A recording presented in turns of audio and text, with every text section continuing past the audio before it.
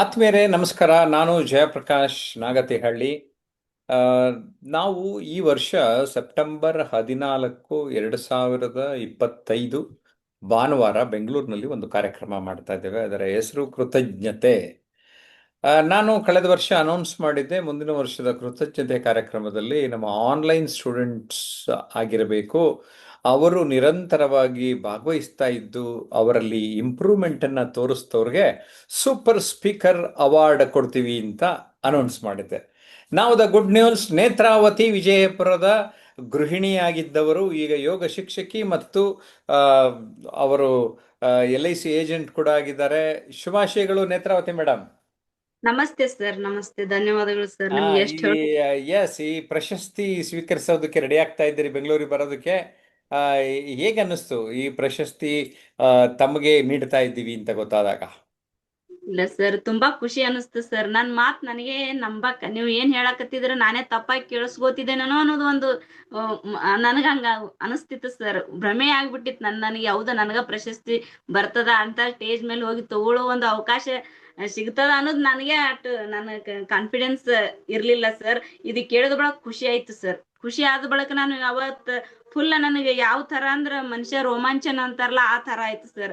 ನಾನು ಚಿಕ್ಕ ವಯಸ್ಸಿನಲ್ಲಿ ಇದ್ದಾಕ್ರ ನನಗೆ ಏನಾದ್ರೂ ಒಂದು ನಾಲ್ಕು ಜನ ಸಮಾಜಮುಖಿಯಾಗಿ ನಾಲ್ಕು ಜನರ ಜೊತೆ ಬೆರಿಬೇಕು ಮತ್ತು ಜನರ ಜೊತೆ ಸ್ಟೇಜ್ ಮೇಲೆ ಹೋಗಿ ಪ್ರಶಸ್ತಿ ತಗೋಬೇಕನ್ನೋದು ನನ್ನ ಚಿಕ್ಕ ವಯಸ್ಸಿನಲ್ಲೂ ಒಂದು ಆಸೆ ಸರ್.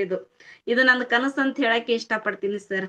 ಯಾಕಂದ್ರೆ ನಾಲ್ಕು ಜನ ಅಂದ್ರೆ ಬರೇ ಸ್ಕೂಲಿನಲ್ಲಿ ಇದ್ದಾಕ್ರ ಬರೇ ಶಿಕ್ಷಕರು ಮತ್ತು ನಮ್ಮ ಸಹಪಾಠಿಗಳ ಜೊತೆ ತಗೋತಿದ್ದೆ ಸರ್. ನಾನು ಯಾವುದೇ ಅಲ್ಲಿ ಅವಾರ್ಡ್ ಅವಾಗಾದ್ರೂ ತಗೊಂಡಿನಿ. ಮತ್ ಇವಾಗ ಎಲ್ಲಾ ಜನ ಸಮೂಹದಲ್ಲಿ ತಗೋಬೇಕಲ್ಲ, ಅದನ್ನು ಒಂದ್ ರೀತಿ ಖುಷಿ ಅನಿಸ್ತದ.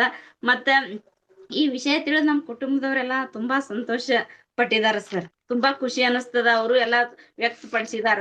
ಹೌದು, ನೀ ಅಷ್ಟೇ ಮ್ಯಾರೇಜ್ ಮದ್ವೆ ಆದಿ ಇಷ್ಟೇ ನಿಂದು ಮುಗಿತೇನು ಅಂತೇಳಿ ನಮ್ ತಂದೆಯವ್ರು ಏನ್ ಮಾಡ್ತಿದ್ರು ಸರ್, ನನಗ ಶಿಕ್ಷಣವನ್ನು ತುಂಬಾ ಚೆನ್ನಾಗಿ ಕಲಿಸಿದಾರ ಫ್ಯಾಮಿಲಿಯಲ್ಲಿ. ಯಾಕಂದ್ರೆ ನಮ್ ಜಾಯಿಂಟ್ ಫ್ಯಾಮಿಲಿ ಎಲ್ಲರೂ ಸಪೋರ್ಟ್ ಮಾಡ್ತಿದ್ರು. ಹಿಂಗಾಗಿ ನಾನು ತುಂಬಾ ಖುಷಿ ಅನಿಸ್ತಿತ್ತು. ಅವ್ರು ಸೆಕೆಂಡ್ PUC ಆದ ಬಳಿಕ ಏನ್ ಮಾಡಿದ್ರು, ನನಗೊಂದು ಒಪಿನಿಯನ್ ಕೇಳಿದ್ರು. ನೀ ಮ್ಯಾರೇಜ್ ಮಾಡ್ಕೋತೇವ ವಿತ್ ಇನ್ನ ಉನ್ನತ ಶಿಕ್ಷಣ ಮಾಡ್ತಿ ಅಂತೇಳಿ ಒಪಿನಿಯನ್ ಕೇಳಿದ್ರು ಸರ್. ನನಗ್ ಅವಾಗ ಒಂದು ಭಯ ಸರ್. ನನಗೆ ಯಾಕಂದ್ರೆ ಒಬ್ಬಳೇ ಅವಾಗ ಹಳ್ಳಿಯಿಂದ ನಡ್ಕೊಂಡು ಹೋಗಿ ಸಾಲಿ ಕಲಿಯೋದು, ಅವಾಗ ನನಗ್ ಭಯ. ಆ ಭಯದಿಂದ ಏನಂದ, ನನಗ ಶಿಕ್ಷಣ ಸಾಕು, ನನಗ ಮ್ಯಾರೇಜ್ನೇ ಇರ್ಲಿ, ಯಾಕಂದ್ರೆ ಜನರ ಜೊತೆ ಇರ್ತೀನಿ, ಗ್ರೂಪಿಂಗ್ ಶೇಪ್ ಆಗಿರ್ತೀನಿ ಅಂತ ಏನೋ ಒಂದ್ ತಲೆಯೊಳಗ ಸರ್ ನನಗೆ. ಹಂಗಾಗಿ ನಾನು ಏನ್ ಮಾಡ್ದೆ, ಮದ್ವೆಗೆ ಒಪ್ಕೊಂಡೆ ಸರ್. 2005ರಲ್ಲಿ ನನ್ ಮದ್ವೆ ಆಯ್ತು. ಆದ ಬಳಿಕ ನಮ್ಮ ಹಸ್ಬೆಂಡ್ ಯಾವ ತರ ಸಿಕ್ರಂದ್ರ, ನನಗ್ ಹೇಳ್ತಿದ್ದೆ ನಾನು ಆಸೆಗಳು ಕನಸುಗಳು. ನನ್ಗೆ ಏನಾರ ಸ್ವಲ್ಪರೇ ಏನಾರ ಸಮಾಜಮುಖಿಯಾಗಿ ಕೆಲಸ ಮಾಡ್ಬೇಕು, ನಾಲ್ಕು ಜನರ ಜೊತೆ ಗುರುತಿಸ್ಬೇಕು. ಅದ್ ಹೆಂಗ್ ಆತದ ನನಗ ಭಯ ಅದ, ಹೆಂಗ್ ಮಾಡ್ಬೇಕು ಇದಕ್ಕೆ ಹೇಳ್ರಿ ಅಂತೇಳಿ ನಾನು ಅವರಿಗೆ ಸತತವಾಗಿ ಕೇಳ್ತಿದ್ದೆ ಸರ್. ಅವ್ರು ಅಂದ್ರು, ನೀವ್ ಇನ್ನೊಂದ್ ಸ್ವಲ್ಪ ಶಿಕ್ಷಣ ಮುಂದುವರ್ಸ ಅಂತೇಳಿ ನನಗೆ BA ಡಿಗ್ರಿ ಕಲ್ಸಿದ್ರಿ ಸರ್ ಅವ್ರು ಬಿಜಾಪುರದಲ್ಲಿ. ಎಂತ ಅಂದ್ರೆ ರೆಗ್ಯುಲರ್ ಆಗಿ ಕಾಲೇಜ್ಗೆ ಹೋಗಿ ಬರುದು ಸರ್. ಅದು ಹ್ಮ್. ಬರೇ ರೆಗ್ಯುಲರ್ ಆಗಿ ಕಾಲೇಜ್ಗೆ ಹೋಗಿನಿ ಸರ್. ಅಂದ್ರೆ ಎಲ್ಲಾ ಸ್ಟೂಡೆಂಟ್ಗಳ ಜೊತೆ ಅದೊಂದ್ ರೀತಿ ಎಕ್ಸ್ಪೀರಿಯನ್ಸ್ ಸರ್. ನನಗೆ ಇಬ್ರು ಮಕ್ಕಳ ಆದ ಬಳಿಕ ಮಕ್ಕಳ ಜೊತೆನೆ ಹೋಗೋದು. ಅವ್ರು 8th 7th ಇದ್ದಾಕ್ರ ನಾನು ಡಿಗ್ರಿ ಸ್ಟಾರ್ಟ್ ಮಾಡೀನಿ ಸರ್. ಅದಕ್ಕ ನನಗ ಒಂದ್ ರೀತಿ, ಯಾಕಂದ್ರೆ ಕೆಲವೊಬ್ರು ಏನಂತಾರ ಸರ್, ಜನರು ನಾವ್ ಹೆಂಗಿದ್ರು ಒಂದು ನಮ್ಮಲ್ಲಿ ಅಣುಕ್ ಹುಡುಕ್ತಾರ. ಯಾಕಂದ್ರೆ ಎಷ್ಟೋ ಜನ ಬಿದ್ ನಗ್ತಿದ್ರು. ಹೌದಾ, ಮಕ್ಳ ಜೊತೆ ಮಕ್ಳು ಸ್ಕೂಲ್ ಕಳ್ಸಾಬಿಟ್ಟು ನೀನೇ ಕಾಲೇಜ್ ಹೊಂಟಿದಿ ಅಂತ ಹೇಳಿ ಅಪಹಾಸ್ಯ ಮಾಡ್ತಿದ್ರು ಸರ್. ನಾ ಯಾವ್ದು ಕಿವಿಗೆ ಹಾಕೋತಿರ್ಲಿಲ್ಲ. ಯಾಕಂದ್ರೆ ನನ್ನ ಗುರಿ ಒಂದೇ, ಏನಾದ್ರೂ ಸಾಧನೆ ಮಾಡ್ಬೇಕು, ಏನಾದ್ರೂ ಒಂದು ವರ್ಕ್ ಮಾಡ್ಬೇಕು ಅನ್ನೋದು ಒಟ್ಟು ತಲೆಯಾಗಿತ್ತು ಸರ್. ಯಾರು ಏನ್ ಹೇಳಿದ್ರು, ಯಾವ್ದೇ ರೀತಿ ಮಾತಾಡಿದ್ರು ನಾ ಕಿವಿಯಾಗ ಹಾಕೋತಿರ್ಲಿಲ್ಲ. ಮತ್ತೆ ಡಿಗ್ರಿ ಕಂಪ್ಲೀಟ್ ಮಾಡಿದೆ ಸರ್, BA ಕಂಪ್ಲೀಟ್ ಆದ ಬಳಿಕ ಮತ್ತೆ ಇತ್ತೀಚೆಗೆ ನಿಮ್ಮ ಕೋರ್ಸ್ ಒಂದು ಸೇರ್ಕೊಂಡೆ. ಸೇರ್ಕೊಂಡ್ ಬಳಿಕ ಅಲ್ಲಿ ನಾನು ಮಾರ್ಗದರ್ಶನ ಕೊಡೋರು ಒಬ್ರು ಗುರು ಬೇಕಂತ ಅನಿಸ್ತು ಸರ್. ಆ ಡಿಗ್ರಿ ಕಲಿಯೋದು ಮುಂದ ನನಗ ಒಬ್ರು ಯಾರೇ ಉತ್ತಮರು ಮಾರ್ಗದರ್ಶಕರು ಸಿಕ್ಕಿದ್ರೆ ನಂದು ಉನ್ನತಿ ಇನ್ನೂ ಹೆಚ್ಚಾಗಬಹುದು ಅಂತೇಳಿ ನನಗ ಅನಿಸ್ತಿತ್ತು ಸರ್. ಆ ನಿಟ್ಟಿನಾಗ ನಾ ಯೂಟ್ಯೂಬ್ ಸರ್ಚ್ ಮಾಡ್ತಾ ಇದ್ದ. ಅವಾಗ ನಿಮ್ದೊಂದು ನನಗೆ ಏನಂದ್ರ ಮಾರ್ಗದರ್ಶಕರು ಬೇಕಂತೇಳಿ ನನಗೊಂದು ಇದು ಹೊಡೆದ ಟೈಪ್ ಮಾಡಿ ಕಳಿಸಿದ್ದೆ. ಅವಾಗ ನಿಮ್ದೊಂದು ವಿಡಿಯೋ ಬತ್ತು ಸರ್. ಆ ವಿಡಿಯೋ ನೋಡಿ ತುಂಬಾ ಖುಷಿ ಆಯ್ತದೆ. ಅದ್ರ ರೀತಿ ರಿಲೇಟೆಡ್ 4-5 ವಿಡಿಯೋಗಳೆಲ್ಲ ನೋಡ್ದೆ ಸರ್. ಆ ರಿಲೇಟೆಡ್ ನೋಡಿದ ಬಳಿಕ ಹೌದು, ನನಗ ಉತ್ತಮ ದಾರಿಗೆ ನನ್ನ ಸಾಧನೆ ಎತ್ತರಕ್ಕೇರಲ್ಲ ಅಂತಂತಾರಲ್ಲ, ಆ ಆ ಸ್ಥಾನಕ್ಕೆ ಹೋಗ್ಬೇಕಾದ್ರೆ ಇವರೇ ನನಗೆ ಯೋಗ್ಯವಾದ ಗುರುಗಳು ಅಂತೇಳಿ ನನಗೆ ಅನಿಸ್ತು ಸರ್. 100% ಹ್ಮ್. ಅನ್ಸದ್ ಬಳಿಕ ಅವಾಗೆ ತಕ್ಷಣ ಕಾಲ್ ಮಾಡಿದೆ ನಾನು. ಹೌದು, ತಕ್ಷಣ ಸುಮಾರು 1 ವರ್ಷ ಆಯ್ತು ಕಲಿಯೋದಕ್ಕೆ ನೀವು ಆರಂಭ ಮಾಡಿ. ಆ ಎಸ್ ನಿಮ್ದೇನು ಒಂದೇ ಸರಿ ಪ್ರಗತಿ ಆಗ್ಲಿಲ್ಲ, ನಿಧಾನಕ್ಕೆ ಪ್ರಗತಿ ಆದ್ರಿ. ಹ ನನಗೆ ಅದು ಒಂದು ಖುಷಿ ಇದೆ. ಅಂದ್ರೆ ನಿರಂತರ ಪ್ರಯತ್ನ ಮಾಡೋದಿದೆಯಲ್ಲ, ಅದೆಷ್ಟು ಮುಖ್ಯ ಆಗ್ತದೆ. ಸರ್. ನಿರಂತರ ಅಂದ್ರೆ ಈಗ ಯಾವ್ದು ಹನಿ ಹನಿ ಕೂಡಿದರೆ ಹಳ್ಳ ಅಂತಾರಲ್ಲ, ತೆನಿ ತೆನಿ ಕೂಡಿದರೆ ರಾಶಿ ಅಂತಾರಲ್ಲ, ಹ್ಮ್ ಯಾವಾಗಲೂ ನಿಧಾನವಾಗಿ ಹೋಗ್ಬೇಕು ಸರ್. ನಿಧಾನವಾಗಿ ಅಂದ್ರ ಆಮೆ ಮತ್ತು ಮಲದ್ದು ನಾವು ಎಕ್ಸಾಂಪಲ್ ತೊಗೊಂಡ್ರ ಸರ್, ಮಲ ಹ್ಮ್ ಫಾಸ್ಟ್ ಓಡ್ತದ, ಹೋಗಿ ಮಲಗ್ತದ, ಅದು ಗುರಿ ತಲುಪಕ್ ಆಗಲ್ಲ. ಆಮೆ ಏನ್ ಮಾಡ್ತದ, ಸಣ್ಣ ಸಣ್ಣ ಹೆಜ್ಜೆ ಇಟ್ಕೊಂಡ್ ಲಾಸ್ಟಿಗೆ ಗುರಿ ತಲುಪೋದು ಆಮೇನೆಲ್ಲ ಸರ್. ಅದೇ ರೀತಿ ಇದು ರಿಲೇಟೆಡ್ ನನಗ ಅನಿಸ್ಬಹುದೇನೋ ಅನಿಸ್ತದ ಸರ್, ಈ ಪ್ರಶಸ್ತಿಗೆ ಇದಕ್ಕಂತ ಅನಿಸ್ತದ ಸರ್. ಹ್ಮ್ ಹ್ಮ್ ಆಯ್ತು, ನಿಮ್ಮನ್ನ ನೋಡಿ ಬೇರೆಯವರು ಮೋಟಿವೇಟ್ ಆಗಿ ಒಬ್ರು ಇಬ್ರು ಕೋರ್ಸ್ ಸೇರ್ಕೊಂಡಾರೆ.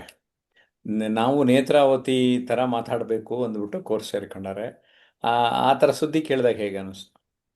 ತುಂಬಾ ಖುಷಿ ಆಯ್ತು ಸರ್. ಯಾಕಂತ ಕೇಳ್ರಿ ಸರ್, ನಾನು ಏನು ನಂದು ಇಷ್ಟೇ ನಂದು ನಂದು ಮ್ಯಾರೇಜ್ ಲೈಫ್ ಇಷ್ಟೇ ನನ್ ಜೀವನ ಅಂತ ಹೇಳಿ ತಿಳ್ಕೊಂಡು ಗೋಡೆ ಅಂದ್ರೆ ನಾಲ್ಕು ಗೋಡೆಗಳ ಮಧ್ಯೆನೆ ನಂದು ಲೈಫ್ ಮುಗಿತೇನೋ ಅನ್ನೋ ಒಂದ್ ಹಂತದಲ್ಲಿ ಇರುವಾಗ ನನಗೆ ಏನಂದ್ರು ಒಂದು ಆಸರೆಯಾಗಿ ಸಿಕ್ಕುದು ಇದೊಂದು ನನಗ ಮಾರ್ಗದರ್ಶನ ಸರ್ ಅವ್ರದ್ದು. ಆ ಮಾರ್ಗದರ್ಶನ ಮುಖಾಂತರ ಒಂದು ಬೆಳಕಾಗಿ ನಾ ಆ ಬೆಳಕಿನ ದಾರಿಯೊಳಗ್ ನಡಿಲಿಕ್ಕೆ ನನಗೆ ಹೆಲ್ಪ್ ಆಯ್ತು. ಅದು ಆ ಹೆಲ್ಪ್ ಆಗೋದ್ರಿಂದೇ ಈಗ ಒಂದ್ 4-5 ಜನ ನನಗ್ ಗುರುತಿಸ್ತಾರಲ್ಲ ಸರ್, ಅದೇ ನನಗ್ ಖುಷಿ ಅನಿಸ್ತದ. ಯಾಕೆ ಅಲ್ಲಿ ಮನುಷ್ಯನಿಗೆ ಅಸಾಧ್ಯ ಅನ್ನೋದು ಏನೂ ಇಲ್ಲ ಸರ್, ಎಲ್ಲಾನು ಸಾಧ್ಯ ಅಂದ್ರೆ ನಾನು ಮಾಡಬಲ್ಲೆ ಅನ್ನೋದು ಒಂದು ಮನಸ್ಸಿನ ಬತ್ತಂದ್ರ ಆ ಮನುಷ್ಯ ಮಾಡೋದಕ್ಕೆ ಸಹಾಯ ಟೈಮ್ ಹ್ಮ್ ತಗೊಂಡ್ರು ಕ್ರಮೇಣವಾಗಿ ಆದ್ರೂ ಮಾಡ್ತಾನ ಅಂತ ಈಗ ತಲುಪ್ತಾನ ಅಂತ ಹೇಳಿ. ನನಗೆ, ನಾವು ಈಗ ಆನ್ಲೈನ್ ಕ್ಲಾಸಲ್ಲಿ ಆಫ್ಲೈನ್ ಕ್ಲಾಸಲ್ಲಿ ನಾವು ಮಾರ್ಗದರ್ಶನ ನೀಡ್ತಾ ಇದ್ದೀವಿ. ಅದು ಹೇಗೆ ನಿಮ್ಮ ಮೇಲೆ ನಿಧಾನಕ್ಕೆ ಪ್ರಭಾವ ಬೀರುತ್ತೋ, ಮತ್ತೆ ಯಾಕೆ ನಾವು ನಿರಂತರವಾಗಿ ಕಲಿತಾ ಇರಬೇಕು, ಎಲ್ಲ ಸೇರಿಸಿ ಸ್ವಲ್ಪ ಸಮಯ ಕೊಡ್ತೀನಿ ನಿಮಗೆ, ನಿಧಾನಕ್ಕೆ ಮಾತಾಡ್ರಿ. ಹಾ, okay sir. Sir, online class ಕಲಿಯೋದ್ರಿಂದೆಲ್ಲ ಹಂತ ಹಂತವಾಗಿ ಕಲಿಕೆ ಶುರುವಾಗ್ತದೆ ಸರ್. ಕಲಿಕೆಯ ಗುಣಮಟ್ಟ ಇಲ್ಲಿ ಹೆಚ್ಚು ಮಾಡ್ಕೋಬಹುದು ಸರ್. ಯಾಕಂದ್ರೆ ವಾರ ವಾರ ಒಂದು ಕನ್ಸಿಸ್ಟೆನ್ಸಿ ಅಂತಾರಲ್ಲ, ನಿರಂತರವಾಗಿ ಇರುವುದರಿಂದ ತುಸು ತುಸು ಒಂದು ವಾರದಾಗ ಬಂದಕ್ರಿ ಈಗ 3 ವಿಷಯಗಳ ಚರ್ಚೆ ನಡೀತದ ಸರ್, ಚರ್ಚಾಕೂಟ ನಡೀತದ. ಇಲ್ಲಿ ಪ್ರತಿಯೊಬ್ಬರು ಇಲ್ಲಿ ಏನೇನೋ ತಮ್ಮದೇ ಆದ ಒಂದು ವೈಯಕ್ತಿಕ ಅಭಿಪ್ರಾಯಗಳನ್ನು ವ್ಯಕ್ತಪಡಿಸ್ತಾರ ಆ ವಿಷಯಗಳ ಮುಖಾಂತರ. ಆ ಅನುಭವಗಳು ಬರ್ತಿರ್ತಾವಲ್ಲ ಸರ್, ಆ ಅನುಭವದಿಂದ ಒಂದೊಂದು ಪದ ಅಥವಾ ಒಂದೊಂದ್ ಸ್ವಲ್ಪ ಕಲ್ಕೋತಾ ಹೋದ್ರ ಹಿಂಗ್ ಕಲಿಕೆ ಗುಣಮಟ್ಟ ನಾ ಹಿಂಗೆ ಹೆಚ್ಚ ಮಾಡ್ಕೊಂಡಿನಿ ಅಂತ ಹೇಳಿ ಅನಸ್ತದ ಸರ್ ನನಗ. ಈಗ ಆಫ್ಲೈನ್ ಕ್ಯಾಂಪ್ ಬಂದಿದ್ರಿ 3 ದಿನ, ಅದು ಹೇಗೆ ತಮ್ಮ ಮೇಲೆ ಪ್ರಭಾವ ಬೀರಿತು? ಸರ್, ಆಫ್ಲೈನ್ ಕ್ಲಾಸಿನ ಕ್ಯಾಂಪಿಗೆ ಬರೋದ್ರಿಂದ ಅಲ್ಲಿಂದು ಫಿಸಿಕಲಿ ಆಗಿ ಯಾವ ತರ ಕಲಿಬಹುದು ಅನ್ನೋದಲ್ಲಿ ನಾನು ಕಲ್ತಿದ್ದೀನಿ ಸರ್. ಫಿಸಿಕಲಿ ಆಗಿ ಅಂದ್ರೆ ಬಾಡಿ ಲ್ಯಾಂಗ್ವೇಜ್ ಆಗಿರ್ಬೋದು, ಮೈಕ್ ಹಿಡಿಯುದ್ರು, ಮತ್ತೆ ಯಾವುದೇ ವಿಷಯಗಳ ಅಂದ್ರೆ ನಾನಾ ಕ್ಷೇತ್ರದ ಜನರು ಬಂದಿರ್ತಾರ, ಎಲ್ಲಾ ವಯಸ್ಸಿನವ್ರು ಬಂದಿರ್ತಾರ. ಅವ್ರ ಜೊತೆ ಹ್ಯಾಂಗ್ ಕಮ್ಯುನಿಕೇಶನ್ ಅಂದ್ರೆ ಮಾಡೋದು, ಅಂದ್ರೆ ಜನರ ಜೊತೆ ಹ್ಯಾಂಗ್ ಬೆರೆದು ಆ ವಿಷಯಗಳ ಬಗ್ಗೆ ಆ ಸ್ಟೇಜ್ ಮೇಲೆ ಹೋಗಿ ಅಂದ್ರೆ ಅಲ್ಲೇ ನಮ್ಗ ಧೈರ್ಯ, ಅಲ್ಲಿ 100% ಅಲ್ಲೇ ನಮ್ಗ ಕಲಿಲಿಕ್ಕೆ ಪೂರ್ತಿ ಅನುಕೂಲ ಆಗ್ತದ ಅಂತ ಹೇಳಿ ನನಗ ಅನಿಸ್ತದ ಸರ್.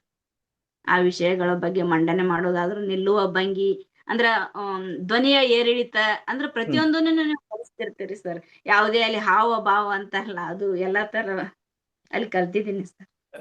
ನಾನು ಬರ್ದಿರೋ ಪುಸ್ತಕಗಳು ಹೇಗೆ ಅನ್ನಿಸ್ತು, ಯಾವ ಥರ ನಿಮ್ಮ ಮೇಲೆ ಪ್ರಭಾವ ಬೀರಿದೆ? ಸರ್, ಪುಸ್ತಕಗಳು ಅಂದ್ರೆ ನೀವು ಹೇಳುದು ಈ ಕೆಲವೊಂದೆಲ್ಲಾ ಕೋರ್ಸ್ಗಳು ನಮ್ ತಿದ್ದುಪಡಿ ಎಲ್ಲಾ ಹೇಳ್ತಿರ್ತೀರಿ ಯೂಟ್ಯೂಬ್ದಾಗ, ಮತ್ತ ಅನ್ಲಿಮಿಟೆಡ್ ಟ್ರಾನ್ಸ್ಫಾರ್ಮೇಶನ್ ಇವ್ ಕೆಲವೊಂದ್ ವಿಡಿಯೋ ಎಲ್ಲಾ ನೋಡ್ತಿರ್ತೀವಲ್ಲ ಸರ್. ಜಯಪ್ರಕಾಶ್ ನಾಗತಿಹಳ್ಳಿ ಅಂತೇಳಿ ಇವ್ ಎಲ್ಲದ್ರೊಳಗ್ ಮುಂದ ಏನ್ ಅನಸ್ತದ ಅಂದ್ರ ನಮ್ಗ್ ಅಲ್ಲಿ ಕಲಿಕೆಯ ಗುಣಮಟ್ಟ ಅಲ್ಲಿ ಒಂದ್ ಸ್ವಲ್ಪ ತಿಳ್ಕೊಂಡಿರ್ತೀವಿ, ಪುಸ್ತಕ ಬೇರೆ ಓದ್ತಿರ್ತೀವಿ, ಎರಡೂ ಕೂಡಿ ತುಂಬಾ ಕನೆಕ್ಟಿವಿಟಿ ಆಗ್ಬಿಡ್ತದ ಸರ್. ನೀವು ಹೇಳುವ ಶೈಲಿ ಮತ್ತ ಬುಕ್ ಎರಡು ಓದುದ್ರಿಂದ ಒಂದು ರೀತಿ ಕನೆಕ್ಟಿವಿಟಿಯಾಗಿ ತುಂಬಾ ಚೆನ್ನಾಗಿ ಅರ್ಥ ಆಗ್ತದ ಅಂತ ಹೇಳಿ ಅನಿಸ್ತದ ಸರ್. ಈಗ ನಮ್ಮ ಜಯಪ್ರಕಾಶ್ ನಾಗ್ತಿಳ್ಳಿ ಯೂಟ್ಯೂಬ್ ಚಾನಲ್ ಈಗ 50,000 ಸಬ್ಸ್ಕ್ರೈಬರ್ಸ್ನ ದಾಟ್ತು. ಈ ಒಂದು ಸುಸಂದರ್ಭದಲ್ಲಿ ಆ, ನಿಮ್ಮ ಶುಭಾಶಯಗಳು ಏನು, ಅಥವಾ ಯಾಕೆ ನಾವು ಜಯಪ್ರಕಾಶ್ ನಾಗ್ತಿಳ್ಳಿ ಯೂಟ್ಯೂಬ್ ಚಾನಲ್ನ ನೋಡಬೇಕು? ಸರ್, ಜನರು ಏನೇ ತಮ್ಮ ಕಲಿಕೆಯ ಗುಣಮಟ್ಟ ಅಥವಾ ತಾವು ಏನಾದ್ರೂ ಸಾಧನೆ ಪಥದಲ್ಲಿ ಸಾಗಬೇಕಾದ್ರ ತಮ್ಗೆ ಏನಾರೇ ಒಂದು ಮಾರ್ಗದರ್ಶನ ತಮ್ಗ ಅವಶ್ಯ ಬೇಕಂದ್ರೆ ಸರ್ ಅವ್ರದ ವಿಡಿಯೋಗಳು, ಜಯಪ್ರಕಾಶ್ ನಾಗ್ತೇಳಿ ಯೂಟ್ಯೂಬ್ ಚಾನೆಲ್ ಮತ್ತೆ ಅನ್ಲಿಮಿಟೆಡ್ ಟ್ರಾನ್ಸ್ಫಾರ್ಮೇಶನ್ ಅದಲ್ಲ, ಆ ತರ ಯೂಟ್ಯೂಬ್ಗಳು ನೋಡೋದ್ರಿಂದ ಏನಾಗ್ತದ, ತಮ್ಮ ಕಲಿಕೆಯ ಗುಣಮಟ್ಟ ಹೆಚ್ಚು ಮಾಡ್ಕೋತಾರೆ ಸರ್. ಹೆಚ್ಚು ಮಾಡ್ಕೊಂಡು ಯಾವುದೇ ಕ್ಷೇತ್ರ ಇರ್ಲಿ ಅಲ್ಲಿ ಅಭಿವೃದ್ಧಿ ಹೊಂದುತ್ತಾರ, ಮತ್ತಿಷ್ಟು ಅಭಿವೃದ್ಧಿ ಇದ್ದುದ್ರಾಗೆ ಮತ್ತಿನ ಚೆನ್ನಾಗಿ ವಿಶೇಷವಾಗಿ ಅಭಿವೃದ್ಧಿ ಹೊಂದುತ್ತಾರ ಅಂತ ಹೇಳಿ ನನಗೆ ಅನಿಸ್ತದೆ ಸರ್ ಆ ಹ್ಮ್ ಕ್ಷೇತ್ರ. ಹ್ಮ್ ಹ್ಮ್ ಆ, ಅಂದ್ರೆ ನಾವು ವಿಡಿಯೋ ಮಾಡ್ಯೂಲ್ಗಳು ಕೊಡ್ತೀವಿ. ಅಲ್ಲ, ಆ ವಿಡಿಯೋ ಮಾಡ್ಯೂಲ್ಗಳಲ್ಲಿರುವಂಥ ವಿಡಿಯೋಗಳು ನೋಡಿದಾಗ ನಿಮ್ಮ ಮೇಲೆ ಹೇಗೆ ಪ್ರಭಾವ ಬೀರುತ್ತು? ಸರ್ ವಿಡಿಯೋ ಮಾಡಲ್ಗಳು ಅಂದ್ರೆ 8 ಕೊಡ್ತೀರಿ, 8 ಇರ್ತಾವ, 8 ಅದಾವ್ರಿ ಸರ್. ಅಂದ್ರೆ ಟರ್ನಿಂಗ್ ಪಾಯಿಂಟ್, ಮತ್ತ ಆರ್ಟ್ ಆಫ್ ಪೇರೆಂಟಿಂಗ್, ಅಂದ್ರ ಕೆಲವೊಂದು ಇದು ಡಿಸೈನಿಂಗ್ ಲೈಫ್, ಹಿಂಗ್ ಕೆಲವೊಂದೆಲ್ಲ ನಾನು ವಿಡಿಯೋ ನೋಡ್ತಾ ಬಂದೀನಿ ಸರ್. ಯಾಕಂದ್ರ ಒಂದೊಂದು ಒಬ್ಬೊಬ್ರು ಹೇಳು ಒಂದು ರೀತಿ ನೀತಿಗಳೇ ಬ್ಯಾರೆ ಸರ್. ಒಂದ್ ಹೊಸ ಹುರುಪು ಕೊಡ್ತಾವ ನಮ್ಗ್, ಹುಮ್ಮಸ್ಸು ಹುರುಪ್ ಅಂತಾರಲ್ಲ. ಆ ವಿಡಿಯೋ ಕೇಳ್ತಾ ಇದ್ರ ಹೌದಲ್ಲ, ಹಿಂಗ್ನು ಆಗ್ಬೋದ, ಹಿಂಗ್ನು ಆಗ್ಬೋದು, ಏನೋ ನಾನಾ ರೀತಿ ವಿಚಾರಗಳು ನಮ್ ತಲಿ ತುಂಬ್ತಾವ್ ಸರ್. ಏನೋ ವಿಚಾರಗಳು ತುಂಬುದ್ರಿಂದ ನಾವು ಒಂದ್ ಸ್ವಲ್ಪ ಆ ಮಾರ್ಗದಲ್ಲಿ ನಡಿಬಹುದು ಅನ್ನೋದು ಒಂದು ನಮ್ಗೆ ಸಪೋರ್ಟ್ ಸಿಗ್ತದ ಸರ್ ಹೋಗ್ಲಿಕ್ಕೆ.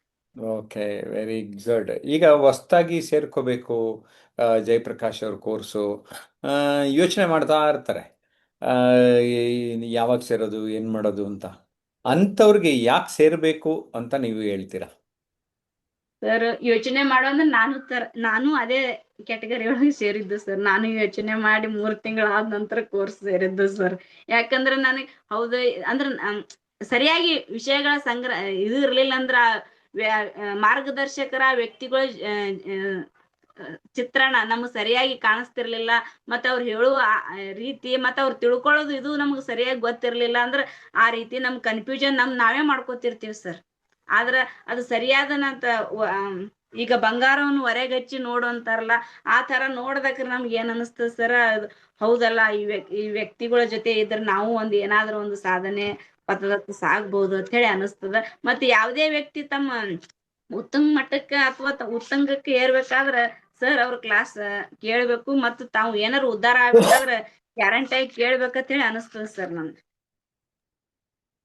ಓಕೆ, ಈಗ ಹೊಸಬ್ರಿಗೆ ನೋಡೋಣ, ನಮ್ಮ ಯೂಟ್ಯೂಬ್ ಚಾನಲ್ ಅವ್ರಿಗೆ ನನ್ನನ್ನು ಪರಿಚಯ ಮಾಡಿಕೊಡೋದಾದ್ರೆ ನನ್ನ ಬಗ್ಗೆ ಯಾವ ಥರ ಪರಿಚಯ ಮಾಡಿಕೊಡ್ತೀನಿ?